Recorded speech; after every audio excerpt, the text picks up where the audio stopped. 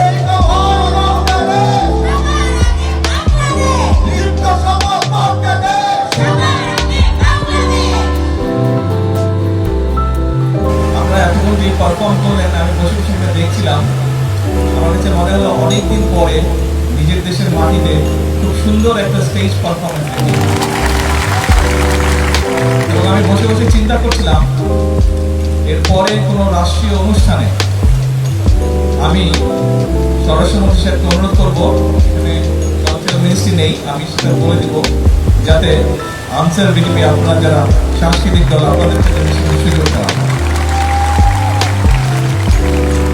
এবং অনেক সময় বাংলাদেশ থেকে সাংস্কৃতিক দল বিদেশেও যায় নিজের দেশের কৃষ্টি কালচার তুলে ধরার জন্য। সম্ভব হলে আমরা আপনাদের ভেতর থেকেও সেখানে পাঠানোর চেষ্টা করব।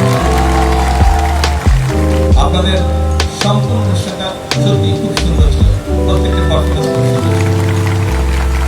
তবে আপনারা যেহেতু আনসার এবং বিজেপির সদস্য, অর্থাৎ একটি সশস্ত্র বাহিনীর সদস্য, একটি ডিসিপ্লিন ফোর্সের আপনারা সদস্য, সব কাজই আপনারা করবেন যেগুলো আপনারা করছেন। আপনারা সমাজ গঠনে, মানুষের সহযোগিতা, আইন শৃঙ্খলা সহ বিভিন্ন যে সকল কাজ করছেন, এই সবগুলো কাজ করবেন।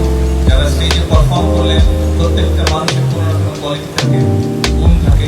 আপনারা আপনাদের যারা যেই গুণ আছে সেটি আপনারা তুলে ধরেছেন। বাট সব সময় শেষ কথা মনে রাখতে হবে, আপনারা একটি ডিসিপ্লিন বাহিনীর সদস্য, এবং ডিসিপ্লিন বাহিনীর মূল বিষয়টা হচ্ছে ডিসিপ্লিন থাকা, শৃঙ্খল থাকা। কাজে এইটির উপরে জোর দেবেন। পরিশেষে বলবো, শেষের যেই অনুষ্ঠানটি, শেষের যে গানটি সবচেয়ে সুন্দর লেগেছে আমার কাছে, সবচেয়ে ভালো লেগেছে। সকলে ভালো থাকবেন ইনশাল্লাহ।